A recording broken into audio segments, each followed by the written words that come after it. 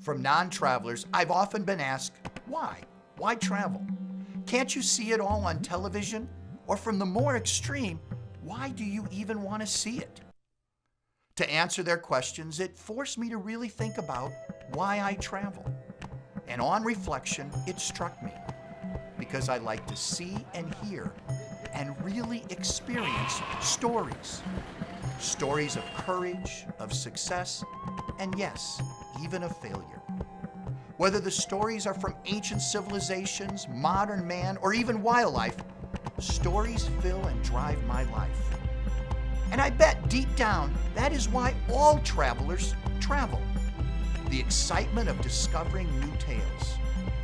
And I have always wanted to immerse myself in the stories of southern India, the giant temples, the rich history, and its incredible culture.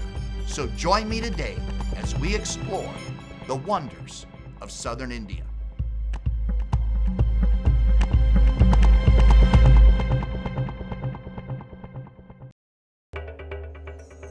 When Mark Twain traveled through India at the turn of the 19th century, he wrote that India is the cradle of the human race, the birthplace of human speech, the mother of history, the grandmother of legend, the great-grandmother of tradition. Our most valuable and most instructive materials in history are treasured up in India only. Join us each week as we explore the entire Indian subcontinent, from Kerala in the south to the Himalayas in the north and all points in between. We'll introduce you to the architecture, history, and culture of one of the most exotic, mysterious, and influential places on Earth.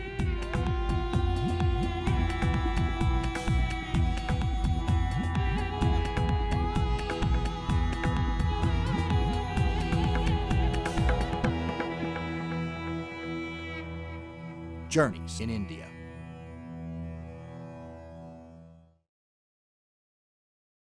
My goal is to visit one of the largest and most remote UNESCO World Heritage Sites in India, and possibly the world, Hampi. Now, I avoided making the trip years past because it is so far away from anything. But little by little, I heard stories of travelers who made the journey, and it piqued my curiosity. But you know, it isn't so much the ruins of that medieval city that has lured me there, but the backstory. Empires created, betrayal, rebellions, and then ultimately the empire collapsing in on itself. I guess now is my chance to see if all the hype is worth it. When I say that it is a bit out of the way, I mean it. Of course, the adventure begins with the 20-hour trip from the States to the gateway city of Delhi, a quick night's sleep, followed by an early morning 2.5-hour flight to Bangalore, and there is where the fun begins.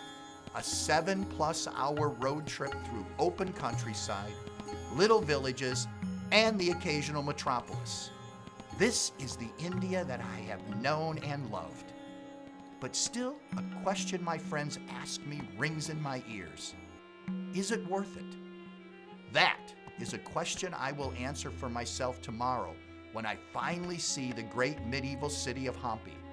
In the meantime, we drive and drive and drive. After hour 5 and the lack of any Western standard restaurants, hotels, or visitor services, it made me wonder what my hotel would be like. I was booked in for 3 nights, and after nearly 48 hours without a full night's sleep and a good meal, I was starting to rethink everything about travel I held dear. Lucky for me, I held firm and arrived at the Royal Orchid almost exactly 7 hours from leaving the airport. When you get to these out-of-the-way places, you can never be sure what the rooms are like. But I haven't laid flat on a bed for 48 hours, so I don't really care. Surprisingly, the room had all the amenities a Western traveler would require. A nice bed, TV, mini bar, a clean modern bathroom, and free Wi-Fi.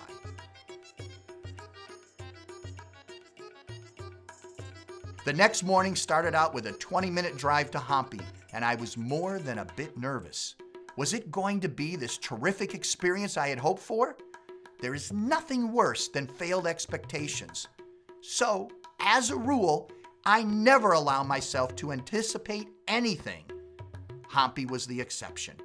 With the buildup in my own mind for so many years, I was bound to be disappointed. We arrived at the first stop, and it only took me a few steps, and I had my answer. Any doubt that I had that the long ride wouldn't be worth it was shattered when I came within the marketplace in the major temple of Hampi. This is the most incredible place I've ever been. At one point, over 1 million people lived here, making it bigger than London at the time. This is a most remarkable place. Our first stop was the Virapascha Temple, the most sacred of all temples at Hampi. It is also the only active temple. The temple is dedicated to a local goddess, Pampa, from where the name Hampi is derived, who married the god Shiva. The 160 feet high main temple tower was built in the mid-1400s and still, 600 plus years later, is in superb shape with intricate carvings that rival the best anywhere. This is probably a good time to give a historical primer on this mind-blowing UNESCO World Heritage Site. Prior to the 1330s, the area was ruled by many competing kingdoms. Hampi was a backwater that had lost control of its own destiny. In 1326, the Sultan of Delhi, a Muslim ruler, conquered the region. With rebellion by the Hindu population a daily occurrence, the Sultan sent 2 local brothers he had taken captive to act as his regent. The 2 brothers, Harihara and Baka Sanjamai, quickly shed their allegiance to the Sultan and set up a Hindu kingdom. With good statesmanship and great military leadership, the brothers expanded the kingdom into a true empire, the headquarters of which would become the Hampi we know today.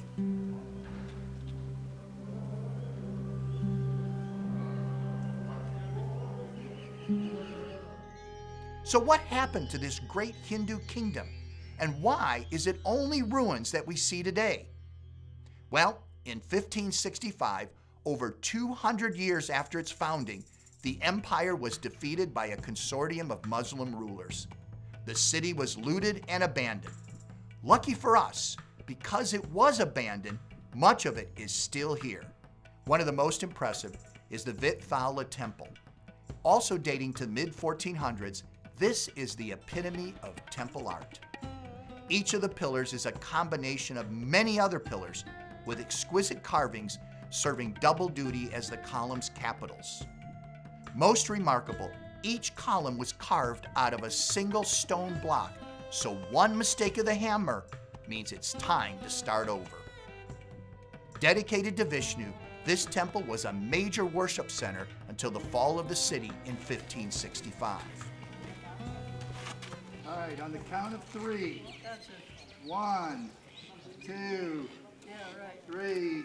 Though the worshipers are long gone, the locals still find a bit of magic in the temple ruins. One example was this small temple carving. The statue is actually 5 carvings in one. It is a monkey and a baby, a jumping frog, a winged monkey, a cobra with a lingam, and a monkey head. Oh, or was that a lizard, a toad, a baby, and a mother? Hey, look, another pretty column. Not all of Hampi's monuments are of a religious nature. There are palaces and government buildings as well. The most stunning is the Zanag enclosure. It has been, up until recently, thought to be the Queen's palace grounds, and parts may well be. But recent excavations suggest that it was actually the Emperor's palace. One of the most striking buildings in this complex, or for that matter in all of Hampi, seems by its styling to be more queenly than kingly, the Lotus Mahal. This 2-story structure blends Indian, Islamic, and Persian secular styles. One of the most often taken photos is the perfect alignment of the doors. The high ceiling and large open windows created a natural air conditioning that can be quite important where summer temperatures can easily hit 110 degrees. When I said that this building was the most photographed, it may have implied lots of tourists taking pictures. That is far from the truth. There was never more than a handful of people at any site, making it easy to observe and photograph these unbelievable monuments. Another building within the complex is one of the most preserved, but also most misunderstood. One of the things I love about Hampi is that it's full of surprises, like the building behind me. That building is called the Elephant Stables, but it never housed elephants. It housed clerks. What could be more different than elephants than a bunch of clerks? The so-called Elephant Stable is a dignified building with 11 arched roof chambers. On each side of the building, the domes are all different, but repeat themselves for symmetry. There are altogether some 3,500 monuments within the 26 square kilometer Hampi protected zone. Some are giant statues like the Lakshmi Narasimha statue, 21 feet high and a powerful statement to the carver's prowess. Others are finely carved temples like the Hazara Rama temple. This temple's name means 1,000 Ramas. It does actually have 1,000 carved images from the great Indian epic, the Ramayana. Many of these friezes are carved into pillars and walls, making it an incredible, complex piece of art. Near this impressive temple is one of, if not the, biggest structure in the UNESCO site, the Great Platform. Popularly known as the Throne Platform, this was the site where the kings would publicly celebrate religious and secular holidays. There are so many fantastic monuments worth days of investigation for their unique carvings, interesting stories, and their juxtaposition to each other. Supporting all those architectural features is maybe the most amazing of them all: the water system. Aqueducts, bathing pools, and a large stepwell were designed to hold and distribute the water for the palaces and the populace that lived in what was called the City of Victory. But all the architectural wonders is second to the story. Conquest by a foreign power, the Sultan of Delhi, betrayal by the brothers, building a massive empire from a small kingdom, and then the empire collapsing on itself. TV and movie dramas are built on less. Here at Hampi, the wonder of the real-life drama can be experienced by anyone that chooses to venture to the unusual. Now, I have to make a little confession here. I rarely go as far out of the way as I did here at Hampi without at least a couple of sites to visit. And this time was no exception. Another UNESCO World Heritage Site is just a day trip from Hampi, an even older, more ancient site called Patadakal. Patadakal is a wondrous site that tells the story of the 7th and 8th century Chalukya dynasty, which means it was already 700 years old when Hampi reached its zenith. Astounding! When I call it a day trip, I may have underestimated a bit. I thought Hampi was remote. I had never been to Patadakal before. Patadakal is 3 hours farther inland. What's even more interesting is that while I was here, everybody wanted to come up and get their picture taken with me. I guess they just have a lot of good taste here. Turns out they wanted a picture because they didn't see many Westerners here, and they seemed to admire elder people. This site is much more compact than Hampi, and the carvings seem more stylized and the stones brighter color, making it for more interesting photos. All in all, there are just 10 temples. 9 are Hindu, all in honor of Shiva, and 1 is a Jain temple. These temples are on sacred ground where the river flows from the east and abruptly turns north. This was the 3rd capital of the Chalukya dynasty and the place where the kings were crowned. This southern India kingdom reached its apex here at Patadakal and would rule into the 11th century. The oldest temple dates to the beginning of the 8th century. Like all the temples here, it was devoted to Shiva and made out of the local reddish sandstone. In Hindu faith, there are 3 major deities: Brahma the creator, Shiva the destroyer, and Vishnu the protector. The red sandstone lent itself to carving, being soft enough for the craftsmen to create their art, and yet hardy enough for it to last 1,300 years. After the off-the-charts high in Hampi and the overall impression I had already gotten here, I had to have a moment to myself to reflect. All right, I think it's good. Okay, you're probably wondering why I'm doing a video when I've got a great videographer like Vinny, but I wanted to do it without anybody else around. See, from my tour guide background, we were always supposed to be happy and supportive when we visit a new location, but not get too excited. We're supposed to have some dignity. But now that I'm here, it's hard to have any dignity. This is an amazing place. And when you combine it with Hampi, it blows my mind. But, you know, I just didn't want to do that in front of everybody else. All right, now it's time to turn it off. Having composed myself, it was time to explore the individual temples. Each of them has incredible sculptural detail, an aesthetic appeal, and a story to tell. Of the 10 temples, 2 deserve special notice. The first was built in 745 by the king's second wife. It features 18 pillars and carvings from the great Indian Hindu epics. One of the things I like most about these temples is their backstory. And the backstory to this temple is a doozy. It was built by the second wife of the emperor, and she did it because he had conquered some of the neighboring tribes. This was her gift to his conquest. How cool is that for a gift from a wife? Pales in comparison to any gift I've received from my wife. But then again, I don't go around conquering cities. Not to be outdone by wife number 2, wife number 1 built what was to become the largest temple in Patadakal complex, and ipso facto, the capital city. The Virapaksa temple, built by wife 1, was richly adorned in sculpture. This was the model for the famous Kalisha temple in Ellora, which is often called the greatest building artwork in India. Interesting enough, this temple was itself modeled on another temple, this time from the kingdom that had just been conquered. That's really rubbing salt in the wound. Patadakal was named a UNESCO World Heritage Site in 1987, a year after Hampi. These are the only 2 World Heritage Sites in the southern Indian state of Karnataka. Together, they tell a story of war, political intrigue, art, architecture, and the triumph of the human spirit that spans millennia. I figured that while I was on a kick to visit unusual, hard-to-get places, there was one other UNESCO site that I'd always wanted to visit: Konark, the Great Sun Temple.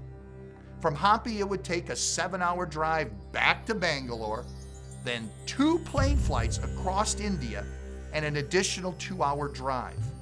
I guess it goes with the adage that anything worth seeing has to be earned.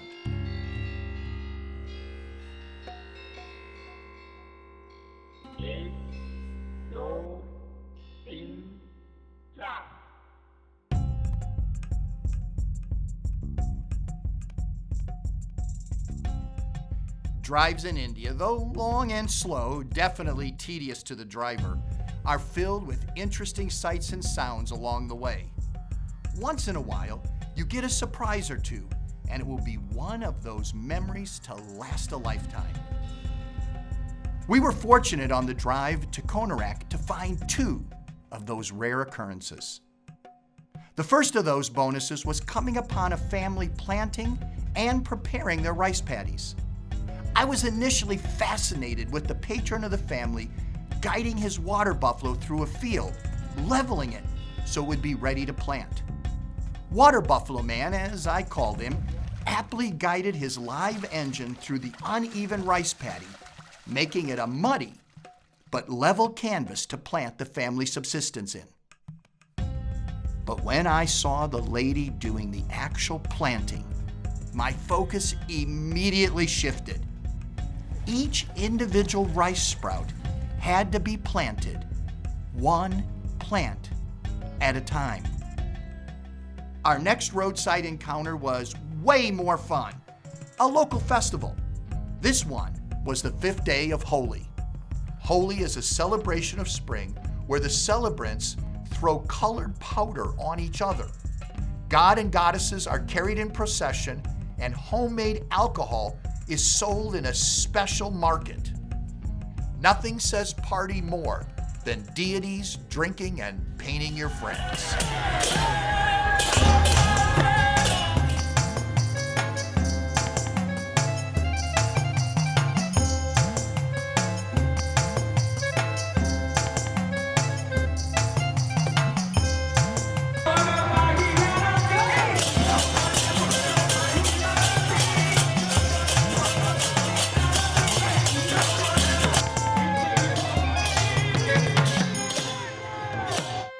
Konarak is certainly one of the sites in India worth seeing, though surprisingly, there were virtually no other Westerners at the monument.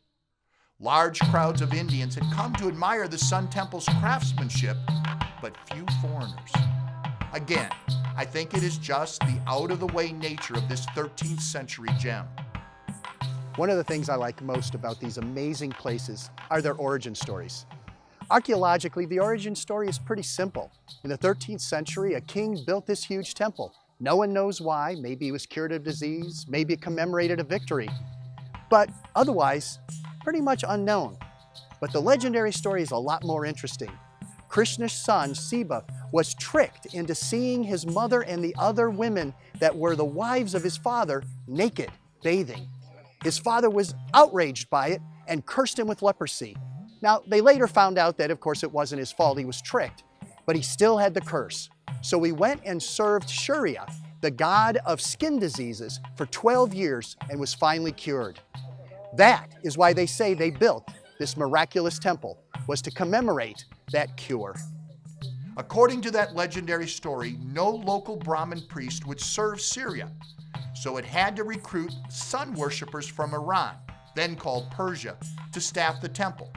Thus, the Sun Temple name. Though large parts of it have been damaged or stolen over the last 800 years, the majority of the fine sculptures are still in situ, allowing the visitor to ponder the magnificence of this temple. It took 200 years to build, and at its prime, it was nearly 20 stories high. Today, due to damage, it's closer to 12 stories, but oh, what a 12 stories it is. There are nearly 12,000 elephant carvings ranging from nearly life-size to a foot tall. There are 1,200 erotic couples similar to the great temples at Khajuraho and over 120 stone serpents. It is a menagerie of wildlife, daily life, and the royal life of its time. There are carvings of just about everything. The most important aspect of the temple complex are the 12 gigantic wheels carved on the side of the main building. These not only represent the wheels of the sun chariot as it dashes across the sky, but symbolizes the 12 months of the year. But they serve also as a sundial, telling the worshipers the precise time of day. The wheels are carvings within carvings, along the spokes and in the hub and along the wheel itself. Depicting the gods and the ordinary, they are testaments to the skill and imagination of the craftsman.